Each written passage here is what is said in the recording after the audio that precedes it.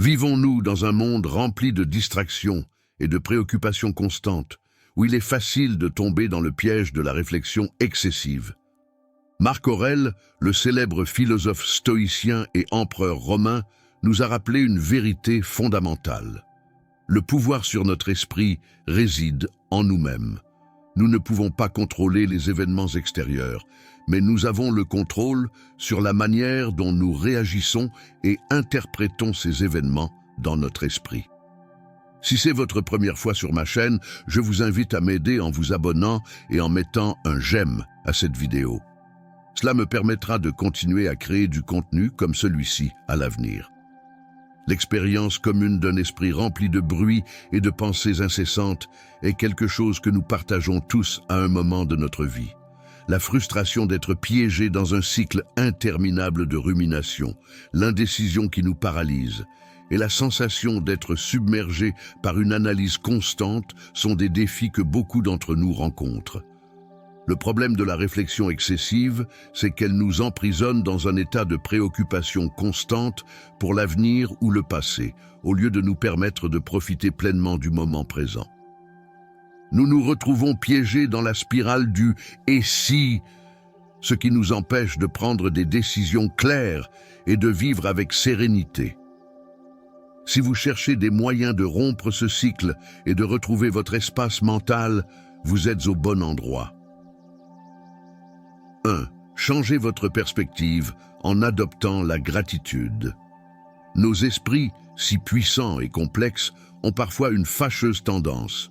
Ils s'attardent sur ce qui manque, sur ce qui ne va pas, ou sur ce qui pourrait mal tourner. Cela nous pousse à un état de suranalyse constante et nous empêche d'apprécier ce qui est déjà là sous nos yeux. La gratitude, en revanche, agit comme un antidote puissant à cette spirale mentale négative. Comprendre le piège de la suranalyse. Le surmenage mental est souvent alimenté par un biais naturel. Nous avons tendance à nous concentrer sur les manques, les défauts ou les risques. Nous pensons que cette vigilance constante nous protège ou nous aide à avancer, mais en réalité, elle nous prive d'une chose précieuse, la paix intérieure. Sénèque, le célèbre philosophe stoïcien, l'a exprimé simplement. La véritable richesse est de profiter de ce que l'on a.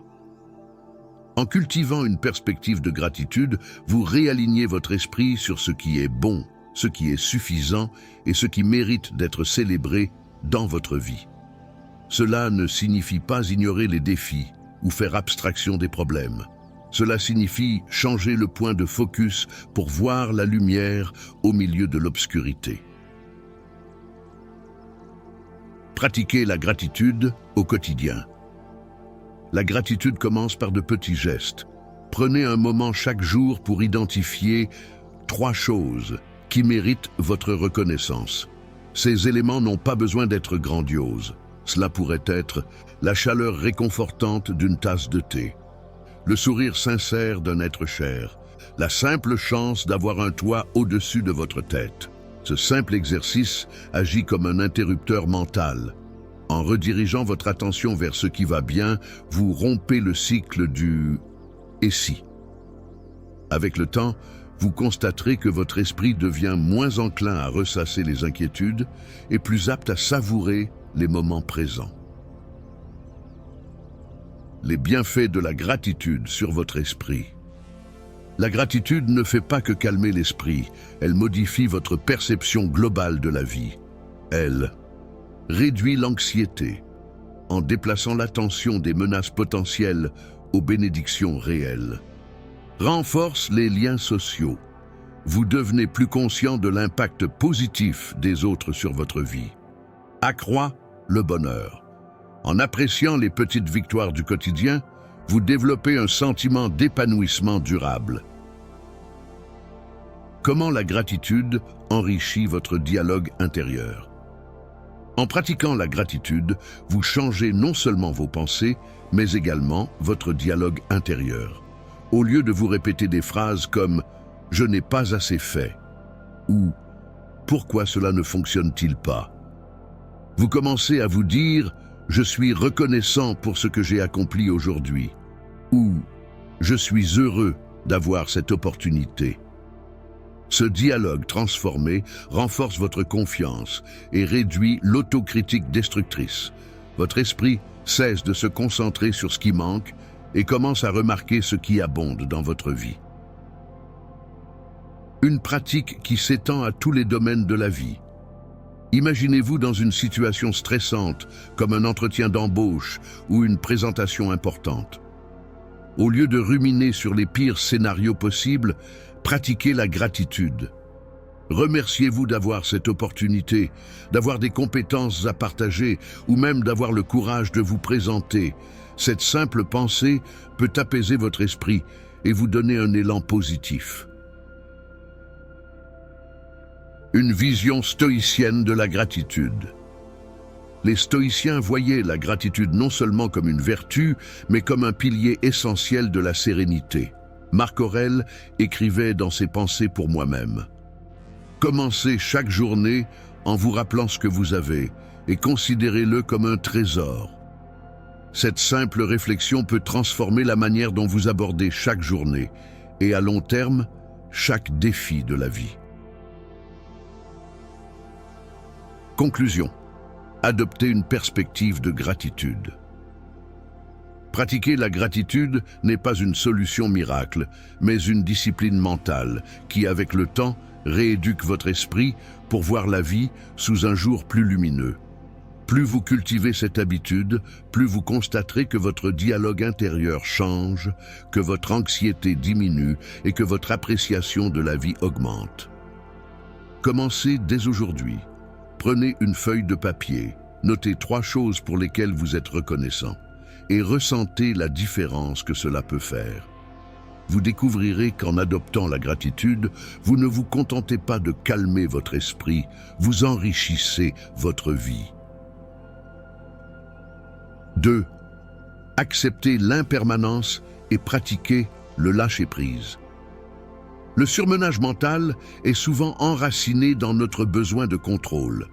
Nous passons des heures, voire des jours, à revisiter des événements passés ou à nous inquiéter de l'avenir. Nous nous accrochons à des pensées comme si elles étaient gravées dans le marbre, croyant à tort que les ruminer nous apportera des solutions ou du réconfort. Mais en réalité, cette fixation crée un cycle d'anxiété et d'épuisement mental. Le piège du contrôle. Lorsque nous réfléchissons trop, nous essayons souvent de résoudre des problèmes qui ne peuvent être résolus immédiatement. Nous repassons des conversations, des échecs ou des décisions, comme si les analyser encore et encore allait changer ce qui s'est déjà passé. Ou bien nous anticipons des scénarios futurs en imaginant toutes les issues possibles, croyant nous préparer au pire. Cependant, cette tentative de contrôle est une illusion. Comme l'a si bien dit Épictète, un des grands philosophes stoïciens, ce qui trouble les hommes, ce ne sont pas les choses elles-mêmes, mais les jugements qu'ils portent sur elles. En d'autres termes, ce ne sont pas les événements en eux-mêmes qui nous enferment, mais notre refus de les laisser aller. Comprendre l'impermanence. Le stoïcisme nous enseigne une vérité fondamentale. Tout dans la vie est transitoire. Rien, pas même nos pensées les plus envahissantes, n'est permanent. Cette idée d'impermanence, bien que parfois inconfortable, peut être incroyablement libératrice. Elle nous rappelle que nos pensées, comme les nuages dans le ciel, passeront si nous leur permettons de suivre leur cours naturel. Pensez à la dernière fois que vous avez été submergé par une pensée. À ce moment-là, elle semblait tout absorber, comme si elle allait durer éternellement. Pourtant, elle a fini par s'atténuer, remplacée par une nouvelle expérience ou une nouvelle perspective. Accepter l'impermanence, c'est reconnaître que rien n'est figé, pas même nos inquiétudes. Comment pratiquer le lâcher-prise? Le lâcher-prise n'est pas une action passive, mais une compétence que vous pouvez développer avec intention. Voici quelques méthodes pour intégrer cette pratique dans votre vie quotidienne. 1. Visualisation. Imaginez vos pensées comme des feuilles flottant sur une rivière. Voyez-les dériver, emportées par le courant. Vous n'avez pas besoin de les retenir ou de les repousser, simplement de les laisser partir. 2. Respiration consciente. Utilisez votre souffle pour vous ancrer dans le moment présent. À chaque expiration, imaginez que vous relâchez une pensée ou une tension inutile. 3. Rituel de libération. Écrivez vos pensées envahissantes sur une feuille de papier, puis déchirez-la ou brûlez-la. Ce geste symbolique peut vous aider à marquer le moment où vous choisissez de lâcher prise. L'impermanence dans l'action. Pour illustrer le lâcher-prise en action, imaginez un professionnel qui, après une journée difficile, ne peut s'empêcher de repenser à une erreur commise au travail. Chaque fois qu'il ferme les yeux, il revoit la scène, revivant les émotions d'embarras et d'anxiété. En acceptant l'impermanence, il peut se rappeler que cette erreur, bien que gênante, n'est qu'un moment parmi d'autres dans sa carrière. En lâchant prise, il ouvre la porte à l'apprentissage et à la croissance, au lieu de rester prisonnier du passé. Le lâcher-prise est un acte de courage. Contrairement à ce que l'on pourrait penser, lâcher prise n'est pas synonyme de résignation ou de faiblesse. C'est un acte de courage, car il exige de nous abandonner l'idée que nous pouvons tout contrôler. Cela implique de faire confiance à la vie et à notre propre résilience, de croire que nous pouvons traverser les moments difficiles sans avoir besoin de tout analyser ou de tout comprendre. Les bénéfices du lâcher-prise. Réduction du stress mental. En cessant de lutter contre nos pensées, nous permettons à notre esprit de se calmer naturellement. Clarté mentale. Lorsque nous laissons partir les pensées inutiles, nous créons un espace pour la réflexion constructive et les idées nouvelles. Confiance accrue. En acceptant que nous ne pouvons pas tout contrôler, nous renforçons notre foi en notre capacité à gérer les imprévus. Le rôle du stoïcisme dans le lâcher-prise. Les stoïciens nous rappellent que nous ne pouvons pas contrôler les événements, mais que nous avons un pouvoir absolu sur notre réponse à ces événements. Marc Aurèle, dans ses Pensées pour moi-même, écrivait « Rien ne doit être plus précieux pour toi que de garder ton esprit calme et en harmonie avec lui-même. » En lâchant prise, nous honorons cet enseignement. Nous choisissons de ne pas gaspiller notre énergie mentale sur ce qui est hors de notre contrôle. Nous acceptons la nature fluide de la vie et, ce faisant, nous nous libérons du poids inutile du surmenage mental. Guzlin. Conclusion. Faites de l'impermanence votre allié. Pratiquer l'impermanence et le lâcher-prise, c'est embrasser la vie dans toute sa complexité. Ce n'est pas un rejet des pensées ou des émotions, mais une reconnaissance de leur nature éphémère. La prochaine fois que vous vous surprenez à trop penser, rappelez-vous ceci, les pensées viennent et repartent, comme des vagues sur le rivage. Laissez-les passer et vous découvrirez la paix qui se trouve juste en dessous. 3. Concentrez-vous sur l'effort, pas sur le résultat. L'excès de pensée est souvent le fruit d'une danse incessante entre notre esprit et l'avenir. Nous nous projetons dans des scénarios hypothétiques, imaginons 1001 façons dont les choses pourraient mal tourner ou dont elles devraient se dérouler. Cette obsession pour les résultats finit par nous paralyser, nous éloignant de l'essentiel, l'effort que nous fournissons ici et maintenant. La société orientée vers les résultats. Nous vivons dans une époque où tout est mesuré en termes de résultats. On valorise les objectifs atteints, les trophées gagnés, les promotions obtenues. Cette mentalité, bien qu'utile pour motiver, peut également nous emprisonner dans un cycle d'anxiété. Nous croyons que si le résultat est incertain, alors l'effort n'en vaut pas la peine. Mais le stoïcisme nous offre une perspective différente et libératrice. Marc Aurèle écrivait « Fais ce que tu dois faire, sans attendre les applaudissements. Ton objectif est d'agir avec vertu, non de chercher l'approbation. » Cette phrase nous rappelle que notre véritable pouvoir réside dans nos actions, pas dans les résultats que nous ne contrôlons pas. Pourquoi nous obsédons-nous sur les résultats? Notre esprit est câblé pour anticiper. Nous voulons savoir si nos efforts porteront leurs fruits, si notre investissement en temps et en énergie sera récompensé. Cette anticipation peut être utile dans certaines situations, mais elle devient toxique lorsque nous nous fixons sur des résultats hors de notre contrôle. Nous finissons par craindre l'échec au point de ne jamais commencer ou par nous inquiéter tellement de la réussite que nous ne profitons pas du processus. Leçon stoïcienne sur l'effort. Les stoïciens nous enseignent que ce que nous pouvons contrôler, ce sont nos efforts, nos intentions et notre engagement. Le reste, les résultats, les réactions des autres, les circonstances extérieures, échappent à notre influence. Ainsi, le vrai courage réside dans l'action, indépendamment du résultat. Épictète disait « Il n'est pas en ton pouvoir de contrôler les événements, mais seulement de répondre avec vertu. En nous concentrant sur ce que nous pouvons faire de notre mieux, nous trouvons la liberté face à l'incertitude. » Transformez les résultats en une source d'acceptation. Lorsque vous vous sentez pris au piège par des pensées incessantes sur l'issue de vos actions, demandez-vous, est-ce que je fais de mon mieux en ce moment? Suis-je aligné avec mes valeurs? Si la réponse est oui, alors vous avez déjà accompli votre devoir. Vous libérez ainsi votre esprit de la charge inutile de ce qui est hors de votre portée. Prenons l'exemple d'un étudiant préparant un examen. Il peut passer des heures à s'inquiéter du type de question, de la notation ou de la comparaison avec ses camarades. Mais tout cela est hors de son contrôle. Ce qu'il peut faire, c'est se concentrer sur son étude, s'assurer qu'il comprend les concepts et qu'il donne le meilleur de lui-même.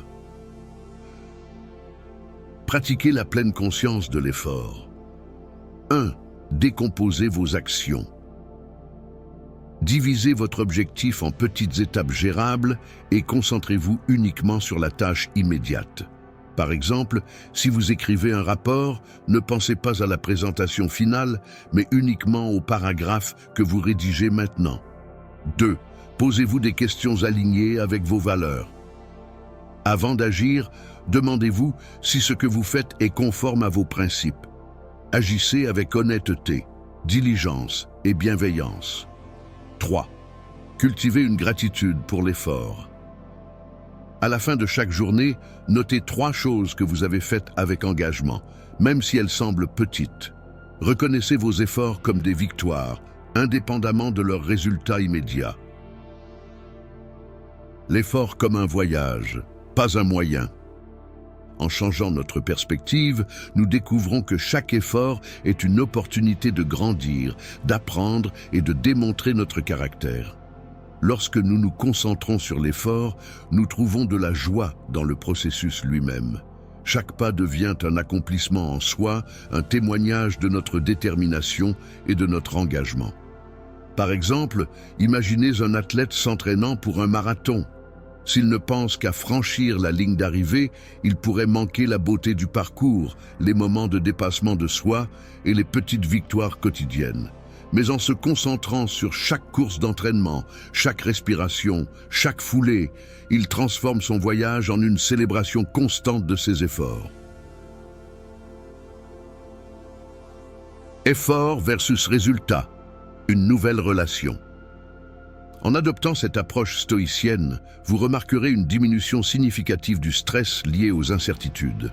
Vous comprendrez que les résultats, bien qu'importants, ne définissent pas votre valeur ou vos efforts. Ce qui compte vraiment, c'est de savoir que vous avez donné le meilleur de vous-même. Conclusion. Faites de chaque effort une victoire. Le surmenage mental lié aux résultats peut être une lourde charge à porter. Mais en recentrant votre attention sur vos efforts, vous découvrirez une liberté nouvelle. vous réaliserez que la vie ne consiste pas à atteindre un but final, mais à marcher avec intention et intégrité. Chaque pas, aussi petit soit-il, est une expression de votre force intérieure. Chaque effort, même sans garantie de succès, est une preuve de votre résilience. Alors, la prochaine fois que vous vous surprenez à trop penser à l'avenir, rappelez-vous, concentrez-vous sur ce que vous faites maintenant et laissez les résultats prendre soin d'eux-mêmes. 4. Reprenez le contrôle en réorientant votre énergie. Avez-vous déjà eu l'impression que votre esprit était pris au piège d'une spirale infinie de « et si » et de scénarios catastrophiques? Cette sensation d'être mentalement épuisé, comme si votre énergie était aspirée par des préoccupations incessantes, est plus courante qu'on ne le pense. Ce phénomène est amplifié par le rythme effréné de la vie moderne, où les sollicitations sont constantes et les distractions omniprésentes. Pourtant, au milieu de ce chaos mental, il existe une vérité stoïcienne fondamentale. Nous avons le pouvoir de choisir où concentrer notre énergie.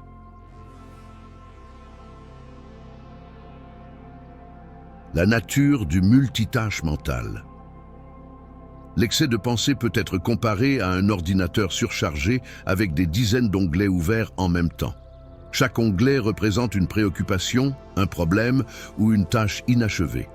Ce multitâche mental épuise nos ressources cognitives, nous laissant paralysés et incapables de progresser sur quoi que ce soit. Cette surcharge mentale n'est pas simplement frustrante, elle est contre-productive. La sagesse stoïcienne pour réorienter votre énergie. Sénèque, le philosophe stoïcien, a écrit « La véritable liberté est de vivre dans le présent, sans être prisonnier des attentes de l'avenir ou des regrets du passé. » Cette citation résume parfaitement la solution au problème du surmenage mental. Se recentrer sur le moment présent et réorienter consciemment son énergie vers ce qui compte vraiment. Lorsque vous vous retrouvez submergé par vos pensées, il est essentiel de vous rappeler que votre énergie mentale est un bien précieux et limité. En l'investissant dans des préoccupations inutiles ou des pensées répétitives, vous gaspillez une ressource qui pourrait être utilisée pour avancer de manière significative dans votre vie. Comment rediriger votre énergie mentale? 1. Identifiez vos préoccupations principales. Prenez quelques instants pour reconnaître ce qui monopolise votre attention. Écrivez ces pensées sur papier. Les externaliser vous aidera à clarifier ce qui mérite vraiment votre énergie et ce qui peut être laissé de côté. 2. Priorisez une seule tâche à la fois. Choisissez une activité qui nécessite votre pleine attention et engagez-vous à l'accomplir. Cela peut être quelque chose de simple, comme ranger votre espace de travail, faire la vaisselle ou répondre à un email important. Ces petites victoires vous aident à reprendre le contrôle. 3. Pratiquez l'ancrage dans le moment présent. Lorsque votre esprit commence à s'égarer, ramenez-le doucement à ce que vous faites. Cela peut être aussi simple que de vous concentrer sur votre respiration ou sur les sensations de votre corps pendant une activité. L'effet apaisant du recentrage. Imaginez que vous soyez dans une pièce remplie de bruit, des conversations, de la musique et un téléphone qui sonne. Ce tumulte représente votre esprit en surmenage. Maintenant, imaginez que vous commenciez à éteindre une source de bruit à la fois. D'abord la musique, puis le téléphone, jusqu'à ce que vous soyez laissé avec une seule voix claire et audible. C'est exactement ce qui se passe lorsque vous réorientez votre énergie. Vous réduisez le bruit mental pour vous concentrer sur ce qui compte vraiment. Des outils pratiques pour réorienter votre énergie. 1. La méditation active. Cela peut inclure des activités comme le yoga, la marche méditative ou même des exercices de respiration. Ces pratiques vous aident à recentrer votre esprit et à calmer les pensées agitées. 2. La planification intentionnelle. Prenez 5 à 10 minutes chaque matin pour écrire 3 priorités principales pour la journée. En sachant exactement où diriger votre énergie, vous limitez les distractions et l'excès de pensée. 3. Établir des limites mentales. Décidez consciemment du temps que vous consacrerez à des préoccupations spécifiques. Par exemple, si une tâche ou une situation vous stresse, donnez-vous une plage horaire pour y penser ou y travailler, puis passez à autre chose. Doge Chokul, l'impact durable de cette réorientation. Lorsque vous adoptez cette pratique, vous remarquerez un changement profond. Votre esprit, autrefois dispersé entre 1000 pensées, commencera à retrouver un sentiment de clarté et de calme. Vous découvrirez également que votre énergie mentale, au lieu d'être épuisée par des pensées inutiles, est utilisée de manière constructive pour progresser dans vos objectifs et vos passions. Un exemple concret. Gérer une situation difficile. Supposons que vous soyez préoccupé par un conflit au travail. Au lieu de ruminer sans cesse sur ce qui s'est passé ou sur ce qui pourrait arriver, prenez un moment pour vous asseoir et identifier ce que vous pouvez faire maintenant. Peut-être rédiger un email pour clarifier votre position ou préparer une conversation productive avec la personne concernée. En dirigeant votre énergie vers une action concrète, vous transformez une préoccupation en opportunité de résolution. Le rôle de la discipline mentale. Le stoïcisme ne promet pas une absence totale de pensées intrusives. Cela serait irréaliste. Cependant, il offre des outils pour cultiver la discipline mentale. Reprendre le contrôle de votre énergie est comme entraîner un muscle. Plus vous pratiquez, plus il devient facile de reconnaître les pensées inutiles et de les rediriger. Avec le temps, vous découvrirez que vous êtes capable de naviguer dans des situations stressantes avec plus de calme et de confiance. Vous apprendrez à diriger votre énergie vers ce qui nourrit votre croissance personnelle, plutôt que de la gaspiller dans des cycles de surmenage mental. Conclusion, reprendre les rênes de votre esprit. Recentrer votre énergie mentale n'est pas seulement une technique pour réduire l'excès de pensée, c'est une déclaration de votre pouvoir personnel. En choisissant consciemment où diriger votre attention, vous vous libérez du rôle de spectateur passif de vos pensées pour devenir l'auteur actif de votre vie. Rappelez-vous les paroles de Marc Aurèle. La vie est ce que vous en faites, pas ce que vos pensées redoutent. Alors, faites de chaque moment une opportunité de croissance et de clarté, et voyez comment, pas à pas, vous transformez le chaos mental en sérénité durable.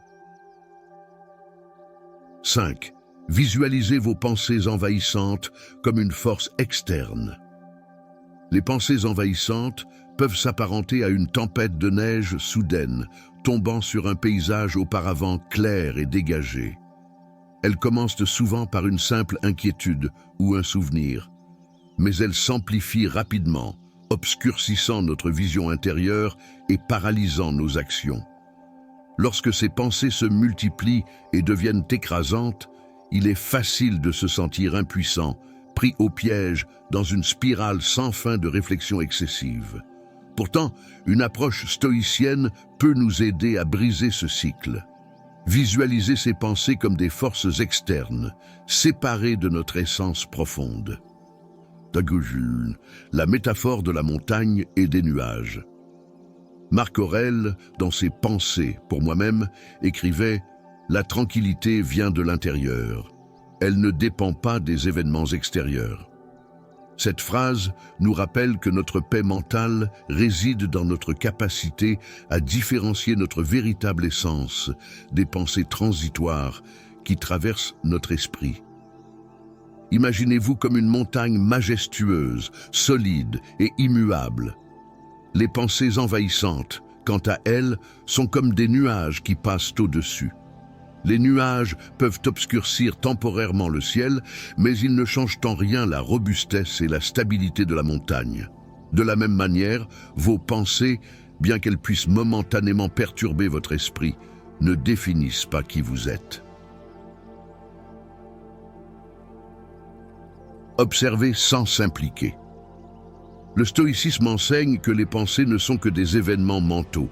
Elles ne deviennent problématiques que lorsque nous leur donnons du pouvoir, en nous y identifiant ou en nous y accrochant.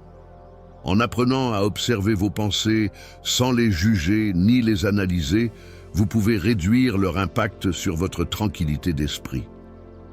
Un exercice pratique consiste à imaginer vos pensées comme des bulles qui flottent à la surface d'une rivière. Plutôt que d'essayer de les attraper ou de les repousser, contentez-vous de les regarder dériver jusqu'à ce qu'elles disparaissent. Cette pratique, inspirée de la méditation stoïcienne, permet de reconnaître la nature transitoire des pensées. Elles viennent et repartent, et leur intensité diminue à mesure que vous cessez de leur résister. Créez une distance mentale. Visualisez vos pensées comme une force externe, crée une distance mentale entre vous et vos préoccupations. Cela vous permet de prendre du recul et de mieux comprendre ce qui se passe dans votre esprit. Ce processus, appelé découplage cognitif, est un outil puissant pour réduire l'intensité des pensées envahissantes. Il s'agit de reconnaître que vos pensées ne sont pas des faits et qu'elles n'ont pas le pouvoir de vous définir ou de contrôler vos actions. Prenons un exemple. Vous avez une pensée persistante qui dit « Je vais échouer dans ce projet ». Plutôt que de vous laisser entraîner par cette pensée et de l'amplifier en imaginant tous les scénarios catastrophiques possibles, vous pourriez la visualiser comme un panneau publicitaire au bord de la route. Vous passez devant ce panneau, vous le lisez, mais vous ne vous arrêtez pas. Vous poursuivez votre chemin sans vous laisser distraire. Un exercice quotidien pour maîtriser vos pensées. Pour intégrer cette pratique dans votre routine quotidienne, consacrez 5 minutes chaque matin ou chaque soir à observer vos pensées. Installez-vous dans un endroit calme, fermez les yeux et imaginez que chaque pensée est une feuille flottant sur un ruisseau. Ne vous jugez pas pour le contenu des pensées qui surgissent. Contentez-vous de les reconnaître, de les nommer si besoin. Peur, inquiétude, souvenir, puis de les laisser partir. Cette pratique régulière renforce votre capacité à ne pas vous identifier à vos pensées. Elle vous aide à cultiver une posture d'observateur, à partir de laquelle vous pouvez choisir quelles pensées méritent votre attention et lesquelles peuvent être ignorées. Le rôle de la patience et de la pratique. Maîtriser cet exercice demande du temps et de la patience. Il est normal de sentir que certaines pensées sont plus difficiles à laisser partir, surtout celles qui touchent à nos insécurités profondes ou à nos peurs. Mais avec une pratique constante, vous découvrirez que même les pensées les plus envahissantes perdent leur emprise sur vous lorsqu'elles ne trouvent plus de résistance. L'impact durable de cette approche. À mesure que vous pratiquez cette visualisation, vous constaterez un changement notable dans votre manière d'aborder les défis de la vie. Les pensées envahissantes, qui autrefois vous semblaient insurmontables, deviendront de simples phénomènes passagers, comme des nuages qui passent. Vous développerez une résilience mentale, une capacité à rester centré et calme, même au milieu des tempêtes émotionnelles. En suivant cette approche stoïcienne, vous réalisez que vos pensées ne sont pas vos ennemis, mais simplement des visiteurs temporaires. Vous n'êtes pas obligé de les accueillir, encore moins de leur offrir une place permanente dans votre esprit. Vous êtes la montagne, solide et immuable, et les pensées ne sont que des nuages qui viennent et repartent. Cette perspective, une fois adoptée, peut transformer non seulement votre relation avec vos pensées, mais aussi votre manière de vivre et de naviguer dans un monde souvent tumultueux. 6. Créez un moment de préoccupation pour libérer votre esprit. Les inquiétudes peuvent être comparées à un bruit de fond constant, comme le ronronnement d'un appareil électrique qui, bien que subtil, finit par nous irriter. Ces pensées persistantes envahissent notre esprit à tout moment, souvent lorsque nous essayons de nous concentrer, de profiter d'un moment de détente ou de nous endormir. Ce phénomène commun peut rapidement transformer nos journées en un cycle d'anxiété et de suranalyse. Mais imaginez un instant si vous pouviez circonscrire ces préoccupations dans un cadre bien défini, leur accorder un moment précis pour qu'elles s'expriment pleinement, puis les mettre de côté. C'est là qu'intervient la pratique puissante de créer un moment de préoccupation. Comprendre l'utilité d'un cadre pour vos inquiétudes. Épictète, le grand philosophe stoïcien, nous rappelle, nous sommes troublés non par les choses, mais par les opinions que nous en avons. Cette sagesse souligne l'importance de structurer nos pensées pour ne pas leur permettre de se transformer en un tourbillon incontrôlable. En réservant un moment spécifique pour vos préoccupations, vous leur donnez un espace pour exister, mais vous limitez leur emprise sur le reste de votre vie.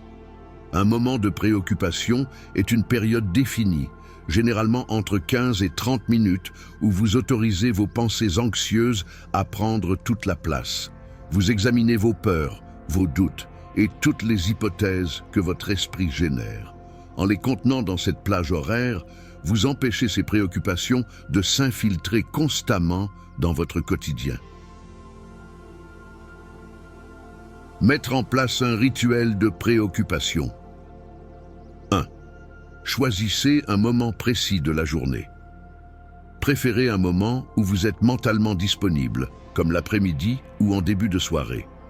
Évitez de programmer ce moment avant de dormir, car cela pourrait perturber votre repos. 2. Trouvez un lieu calme. Installez-vous dans un endroit où vous pouvez réfléchir sans être distrait. Cela pourrait être une pièce isolée, un coin de votre maison ou même un banc dans un parc tranquille. 3. Utilisez des outils de réflexion. Ayez un carnet et un stylo à portée de main. Écrire vos pensées peut vous aider à clarifier vos inquiétudes et à leur donner une structure. Comment tirer parti de ce moment? Pendant cette période, concentrez-vous uniquement sur vos préoccupations. Identifiez vos pensées. Quelles sont les inquiétudes qui vous dérangent le plus? Notez-les. Analysez leur validité. Sont-elles réalistes ou basées sur des hypothèses? Quelles preuves avez-vous pour ou contre ces craintes? Réfléchissez aux actions possibles. Existe-t-il des mesures concrètes que vous pourriez prendre pour résoudre ou atténuer ces préoccupations? Fixez des priorités. Classez vos préoccupations selon leur importance et leur urgence. Cela vous permettra de savoir où concentrer vos efforts. L'art de lâcher prise après ce moment. Une fois le temps écoulé, fermez votre carnet, rangez vos pensées et revenez à vos activités quotidiennes. L'objectif est de limiter vos préoccupations à cette plage horaire et de libérer le reste de votre esprit pour d'autres tâches ou moments de détente. Si une pensée intrusive revient, rappelez-vous que vous avez déjà traité cette question ou qu'elle pourra attendre le prochain moment de préoccupation. L'impact psychologique d'un tel rituel. Le simple fait de donner un espace délimité à vos préoccupations peut transformer votre relation avec elles. En structurant vos pensées anxieuses, vous réduisez leur pouvoir sur votre quotidien. Cela renforce également votre capacité à différencier les inquiétudes qui méritent une attention immédiate de celles qui ne sont que des distractions inutiles. Un exemple concret. Appliquez cette méthode dans la vie quotidienne.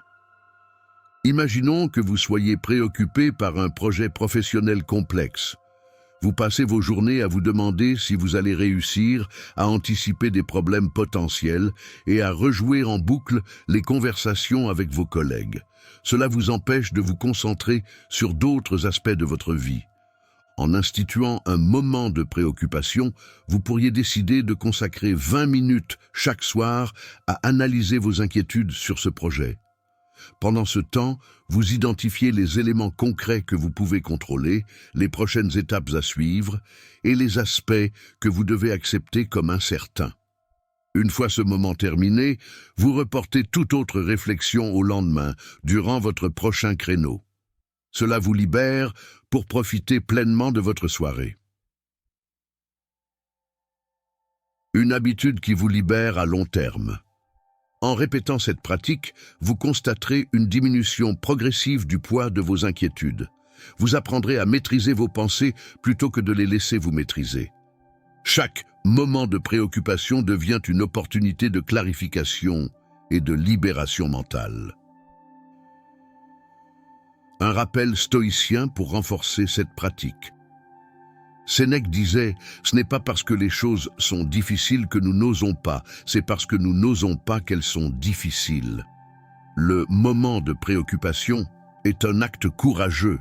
C'est oser affronter vos peurs, les examiner avec honnêteté et les ranger à leur place. Ce n'est pas une solution magique, mais une discipline qui, avec le temps, crée un espace mental où la sérénité peut s'épanouir. En intégrant cette méthode dans votre vie, vous découvrirez que les inquiétudes, aussi envahissantes soient-elles, ne définissent pas votre réalité. Vous êtes le maître de votre esprit, et non l'inverse. Chaque minute passée à structurer vos pensées est une victoire sur le chaos mental et un pas vers une vie plus équilibrée et sereine. 7. Décomposer les pensées accablantes en étapes concrètes. Lorsque nous sommes submergés par des pensées accablantes, c'est comme si nous essayions de déplacer une montagne entière à main nue. Chaque problème semble insurmontable, chaque décision paralyse notre esprit, et chaque tâche devient une source de stress incommensurable. C'est une expérience universelle qui peut transformer même les esprits les plus résilients en otages d'un sentiment d'impuissance. Mais le stoïcisme nous offre une solution élégante et pragmatique, décomposer ces pensées accablantes en petites étapes concrètes. L'origine de nos pensées accablantes. Les pensées accablantes naissent souvent de notre tendance à anticiper l'ensemble des défis à venir. Au lieu de se concentrer sur ce que nous pouvons faire maintenant, nous projetons tout le chemin à parcourir, chaque obstacle potentiel, chaque échec possible. Marcus Aurelius, le grand philosophe stoïcien, disait « L'obstacle à l'action fait progresser l'action.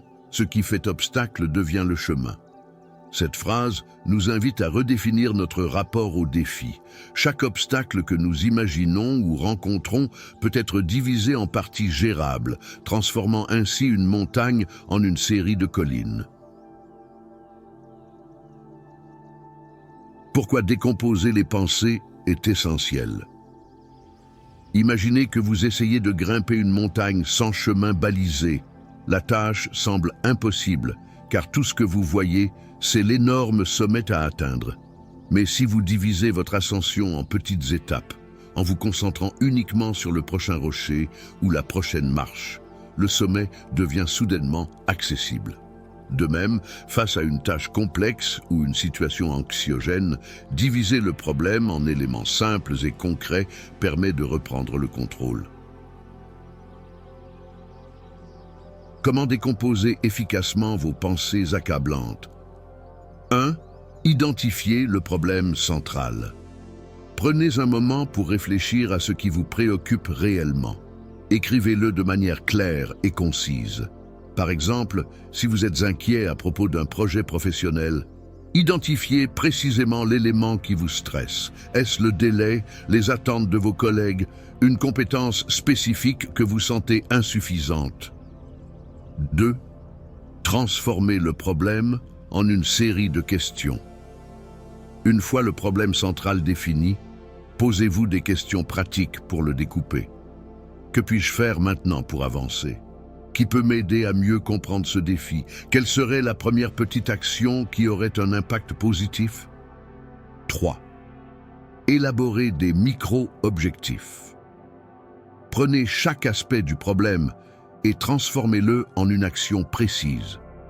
Par exemple, si vous devez préparer une présentation importante, commencez par rédiger une liste des points clés à aborder, puis recherchez des données pertinentes. Et enfin, préparez vos diapositives une par une. La puissance des petites actions. Chaque petite action que vous entreprenez devient une victoire en soi. Plutôt que d'être accablé par l'ampleur de la tâche, vous avancez pas à pas, accumulant des réussites mineures qui renforcent votre confiance et diminuent votre anxiété. Ces étapes concrètes ne sont pas seulement des outils pratiques, elles sont également des antidotes psychologiques contre le sentiment d'impuissance. Par exemple, si vous êtes submergé par le nettoyage de votre maison, commencez par ranger une seule pièce ou même un seul tiroir. Si vous préparez un examen, concentrez-vous d'abord sur un chapitre ou un sujet spécifique. Si vous ressentez une surcharge émotionnelle, identifiez une seule action apaisante, comme écrire dans un journal ou appeler un ami. Chaque étape accomplie devient un petit sommet atteint, vous rapprochant de votre objectif global. L'effet cumulatif des étapes concrètes. En prenant régulièrement de petites mesures, vous créez un effet cumulatif. Ce processus non seulement résout progressivement le problème, mais il vous apprend également à aborder les défis futurs avec une approche méthodique.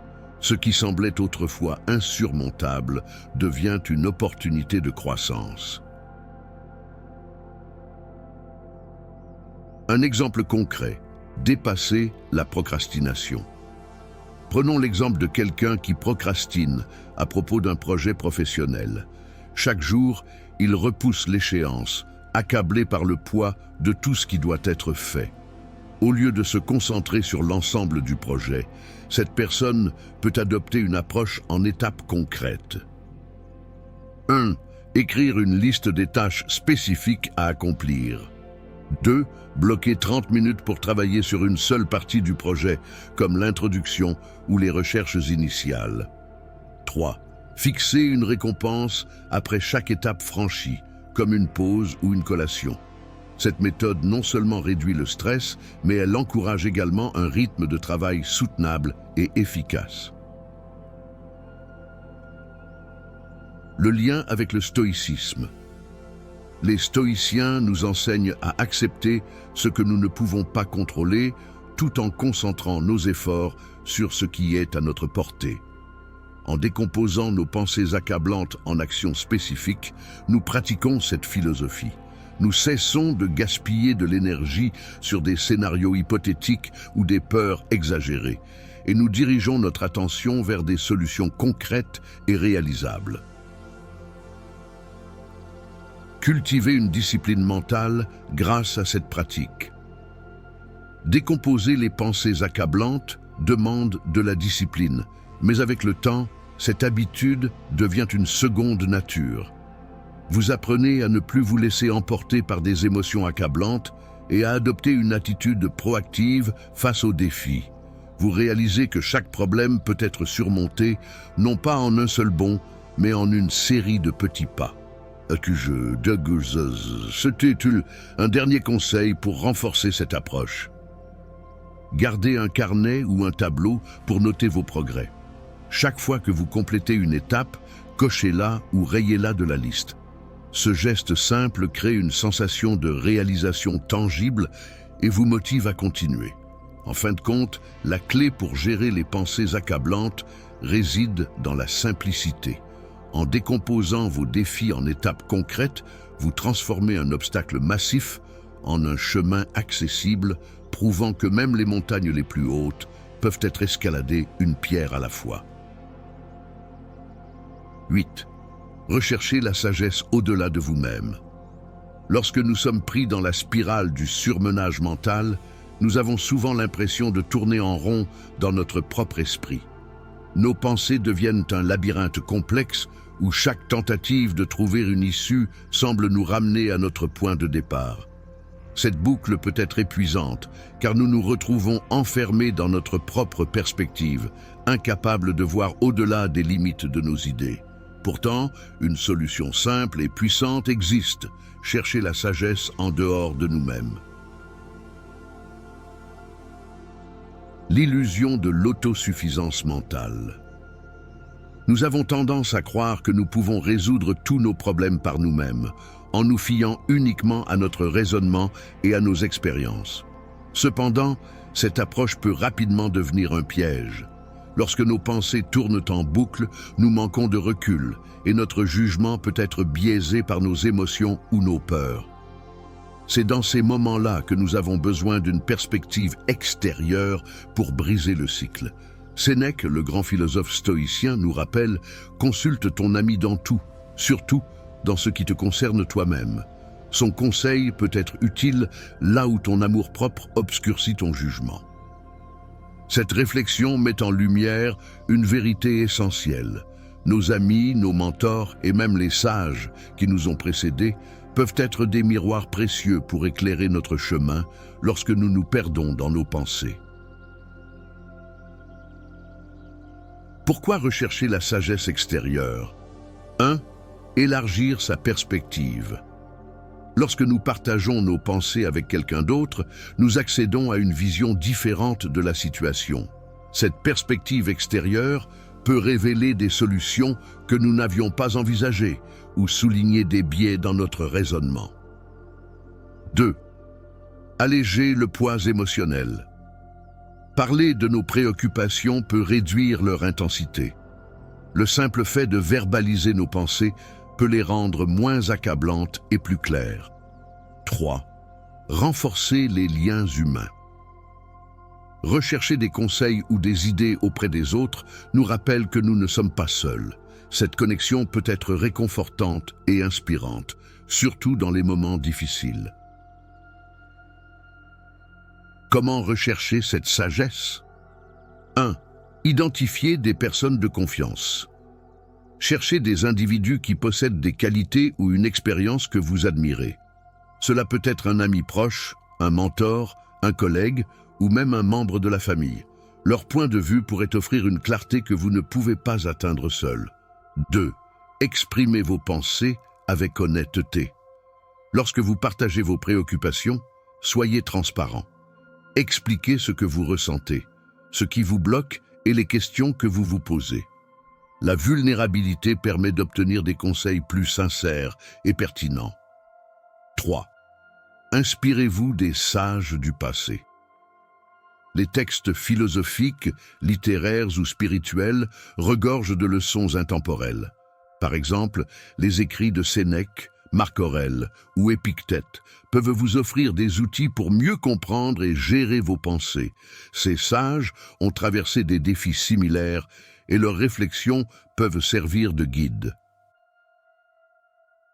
Un exemple pratique, demandez de l'aide pour un choix difficile. Imaginons que vous soyez face à une décision importante, comme changer de carrière ou déménager dans une nouvelle ville. Votre esprit est envahi par des pensées contradictoires. Et si cela ne fonctionne pas? Et si je fais une erreur? Dans ce cas, vous pourriez discuter avec un ami ou un collègue qui a déjà fait un choix similaire. Leur expérience pourrait vous offrir des informations précieuses. Lire des récits ou des témoignages de personnes ayant surmonté des situations similaires. Prendre un moment pour écrire vos pensées, puis les partager avec quelqu'un qui peut vous donner un avis objectif. L'importance de l'humilité dans cette démarche. Admettre que nous avons besoin d'aide ou de conseils demande de l'humilité.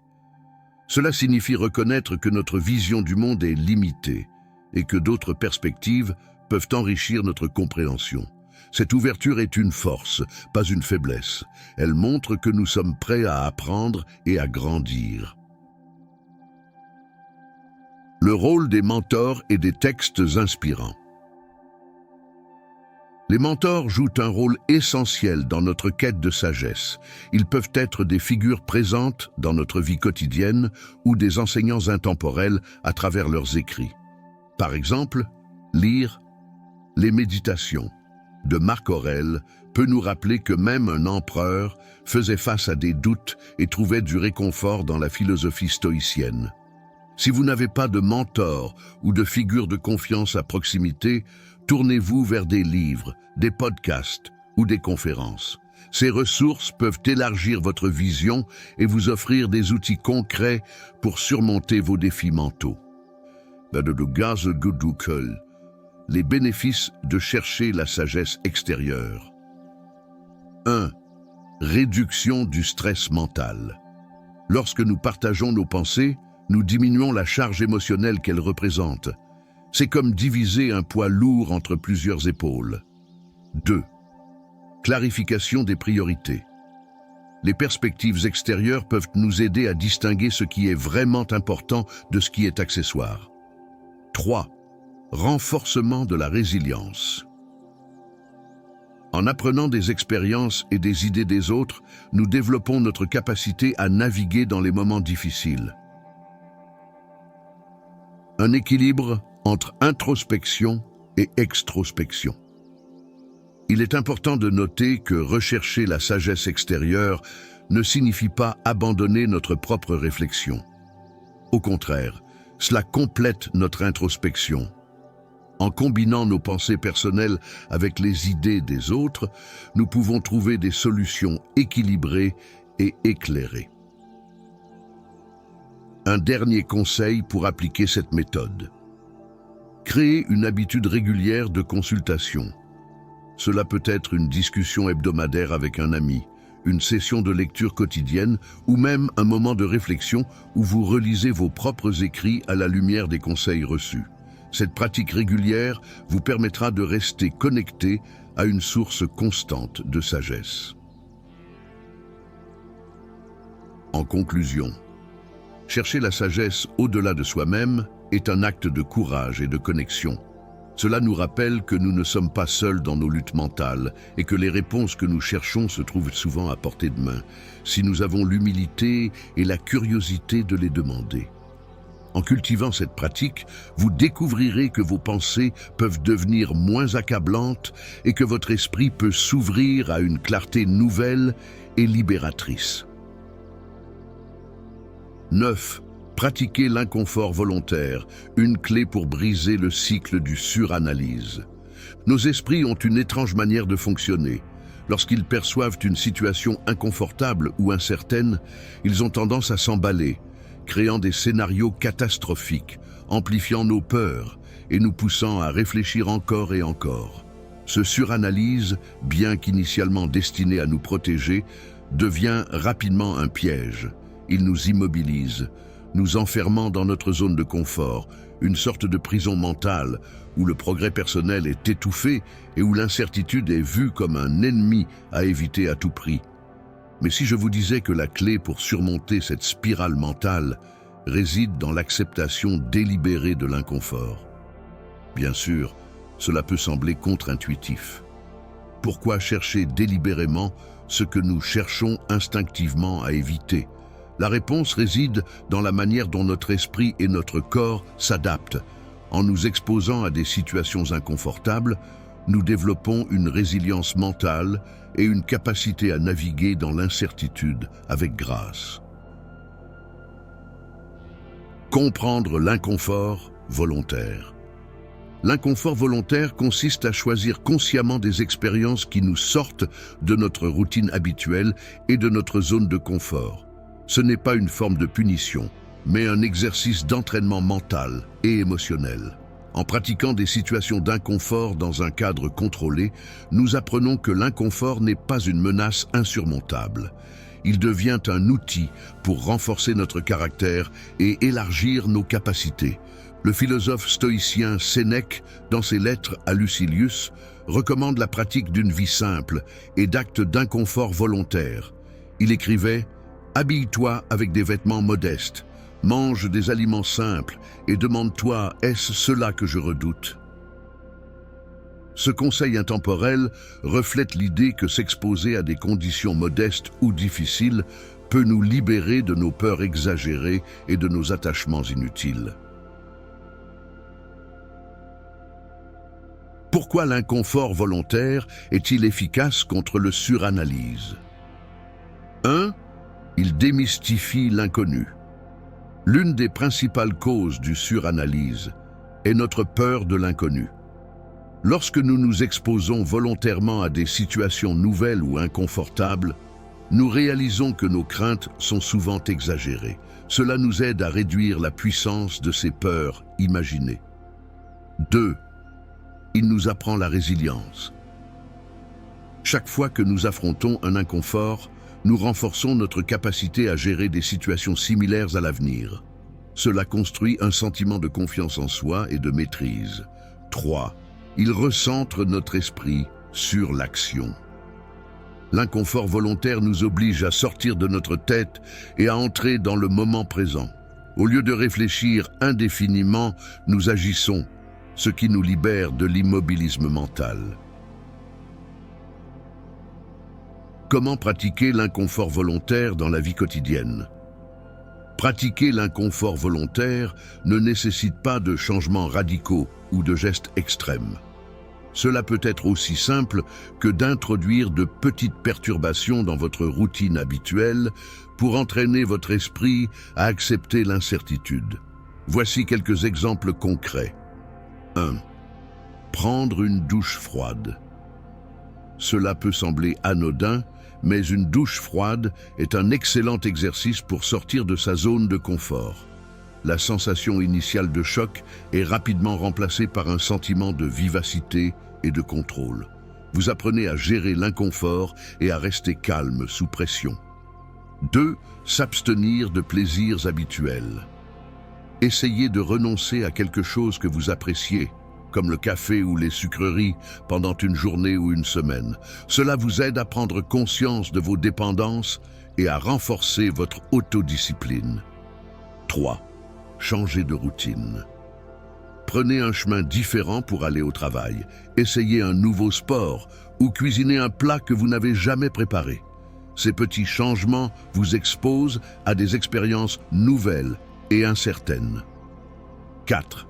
Affronter une peur mineure.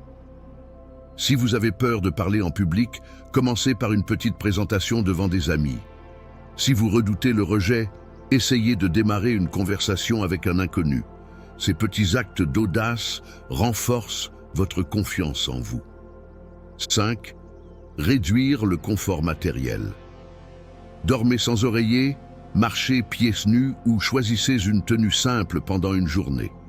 Ces gestes symboliques vous rappellent que vous êtes capable de vivre avec moins et de prospérer malgré l'inconfort. Les bienfaits de l'inconfort volontaire. 1. Une réduction du suranalyse.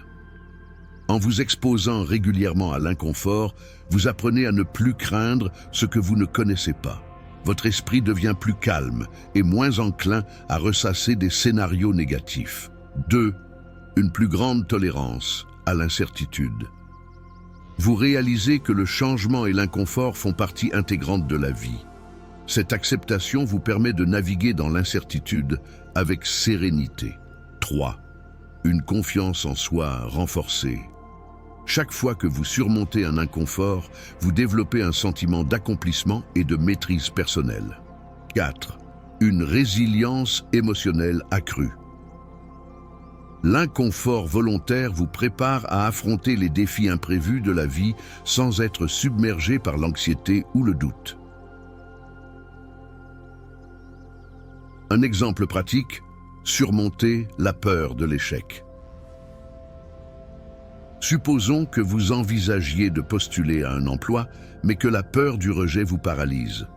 Vous réfléchissez sans cesse au « et si ». Et si je ne suis pas assez qualifié? Et si je fais une mauvaise impression? Pour appliquer l'inconfort volontaire, vous pourriez préparer votre candidature avec soin, en acceptant que le rejet est une possibilité, mais pas une fin en soi.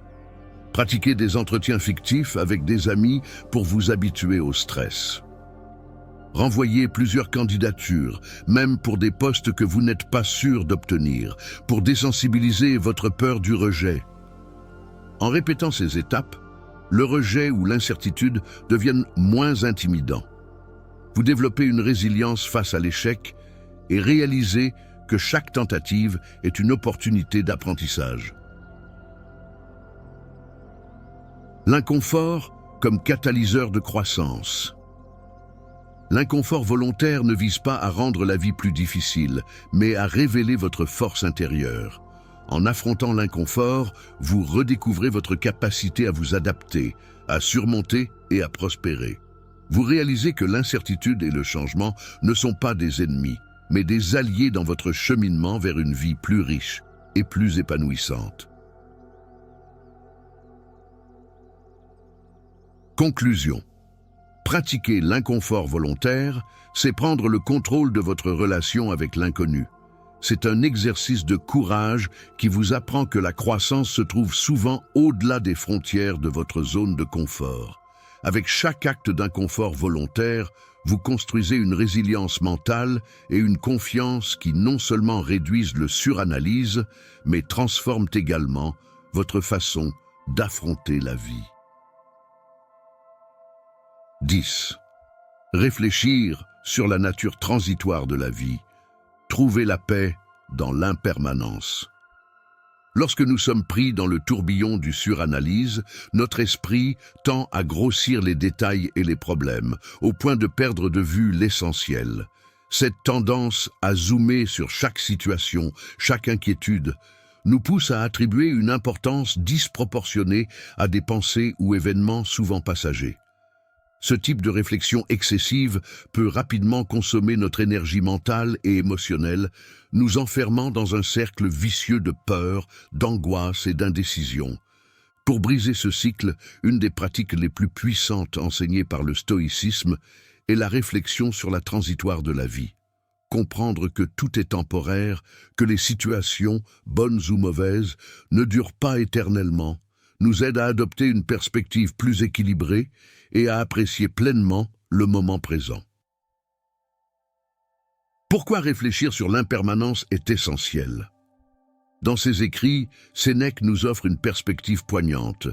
Ce n'est pas que nous ayons trop peu de temps pour vivre, mais que nous en gaspillons beaucoup. Ces paroles nous rappellent que la vie est précieuse, non pas à cause de sa durée, mais en raison de ce que nous choisissons d'en faire. Chaque moment passé à trop réfléchir, à ruminer ou à s'inquiéter de ce qui pourrait arriver est un moment de vie perdu, un moment qui aurait pu être vécu pleinement. La réflexion sur l'impermanence nous enseigne une vérité fondamentale. Les événements qui semblent aujourd'hui insurmontables ou accablants seront probablement insignifiants dans quelques semaines, mois ou années. Ce changement de perspective nous aide à relativiser nos préoccupations actuelles et à prioriser ce qui importe vraiment. Comment appliquer la réflexion sur la transitoire dans la vie quotidienne? 1. Pratiquer la méditation sur la temporalité. Chaque jour, prenez un moment pour réfléchir à la nature temporaire des choses. Rappelez-vous que les moments de joie, tout comme les périodes difficiles, sont éphémères. Fermez les yeux et imaginez le flux constant du temps, comme un fleuve qui ne cesse de couler. Cette pratique vous aidera à vous détacher des pensées qui vous accablent et à embrasser le caractère passager des événements. 2. Posez-vous des questions puissantes. Lorsque vous êtes pris dans le suranalyse, demandez-vous: est-ce que cette inquiétude aura encore de l'importance dans 1 an? Dans 5 ans? Cette simple question peut souvent mettre en perspective vos préoccupations et vous permettre de reconnaître leur véritable importance relative. 3. Tenez un journal de réflexion. Consacrez quelques minutes chaque soir à noter vos pensées et préoccupations. Puis, relisez vos entrées 1 semaine ou 1 mois plus tard. Vous serez surpris de constater que beaucoup de vos inquiétudes passées n'ont plus aucune pertinence. Cette pratique renforce l'idée que les pensées et émotions, bien qu'intenses sur le moment, s'estompent avec le temps. 4. Adoptez une vision plus large de la vie. En élargissant votre perspective pour inclure votre vie entière, ou même l'humanité dans son ensemble, vos préoccupations actuelles paraîtront souvent moins accablantes. Par exemple, demandez-vous: dans le grand schéma de ma vie, quel rôle cette situation joue-t-elle vraiment? Les bienfaits de la réflexion sur la transitoire. 1. Réduire l'attachement aux pensées. Lorsque nous reconnaissons que tout est temporaire, il devient plus facile de lâcher prise sur les pensées et émotions qui nous perturbent. Nous comprenons qu'elles ne définissent pas qui nous sommes, mais qu'elles ne sont qu'un passage. 2. Apprécier davantage le moment présent. Réfléchir sur l'impermanence nous pousse à savourer chaque instant. Lorsque nous savons que rien n'est éternel, même les petites joies prennent une signification plus profonde. 3. Atténuer l'angoisse face à l'incertitude. En acceptant que les choses changent inévitablement, nous devenons plus à l'aise avec l'incertitude. Cela nous permet de vivre avec plus de sérénité, même dans des périodes de turbulence. 4. Prioriser ce qui est vraiment important. La réflexion sur la transitoire de la vie nous aide à nous concentrer sur ce qui compte vraiment. Elle nous rappelle que notre temps est limité et précieux et qu'il ne doit pas être gaspillé sur des préoccupations ou conflits insignifiants. Un exercice pratique, l'art de Memento Mori. Les stoïciens utilisaient un exercice mental appelé Memento Mori, qui signifie littéralement « Souviens-toi que tu vas mourir ». Cela ne doit pas être vu comme une pensée morbide, mais plutôt comme un puissant rappel que la vie est courte et précieuse. Chaque fois que vous vous trouvez pris dans le suranalyse ou que vous vous inquiétez pour des choses hors de votre contrôle, réfléchissez à cette vérité fondamentale. Votre temps sur cette terre est limité. Posez-vous la question, si c'était mon dernier jour, est-ce que cette préoccupation serait encore importante ? Cette pratique peut être un outil puissant pour recadrer vos pensées et vous ramener à l'essentiel. Un exemple concret, relativiser un conflit personnel. Supposons que vous êtes contrarié par une dispute avec un ami ou un collègue. Vous passez des heures à rejouer la conversation dans votre esprit, à analyser chaque mot et à imaginer ce que vous auriez pu dire différemment. En réfléchissant sur la transitoire, vous réalisez que cette dispute, bien qu'importante sur le moment, sera probablement oubliée ou résolue dans quelques jours ou semaines. Plutôt que de ressasser, vous choisissez de prendre du recul, de vous concentrer sur les aspects positifs de votre relation et de planifier une conversation constructive pour apaiser la situation. Le pouvoir transformateur de l'impermanence. La réflexion sur la transitoire de la vie n'est pas seulement une méthode pour réduire le suranalyse. C'est une philosophie de vie qui nous permet de naviguer avec sérénité à travers les hauts et les bas de l'existence. Elle nous apprend que la paix intérieure ne vient pas de l'absence de défis, mais de notre capacité à les voir pour ce qu'ils sont, des expériences temporaires dans un voyage beaucoup plus vaste. Dag Gedus. Conclusion, vivre pleinement dans l'instant. En adoptant cette perspective stoïcienne, nous nous libérons du poids de nos pensées excessives et des inquiétudes inutiles. Nous apprenons à apprécier la beauté et la fragilité de chaque instant. Et surtout, nous retrouvons le pouvoir de diriger notre énergie vers ce qui compte vraiment, en transformant notre esprit en un refuge de paix et de clarté. Alors, la prochaine fois que vous vous sentez accablé par vos pensées, souvenez-vous, tout passe, chaque moment, chaque pensée, chaque émotion. Et dans cette vérité réside une liberté infinie. Ces 10 techniques stoïciennes ne sont pas seulement des moyens de calmer l'esprit. Elles sont des outils pour vivre avec intention, résilience et sagesse. En intégrant ces pratiques dans votre vie, vous ne faites pas que surmonter le surmenage mental. Vous construisez une fondation pour une existence plus sereine et épanouissante. Si ce contenu vous a aidé, n'oubliez pas de laisser un commentaire, de liker la vidéo et de vous abonner pour recevoir d'autres conseils inspirés de la sagesse stoïcienne. À bientôt pour une nouvelle exploration de la philosophie appliquée à nos défis modernes.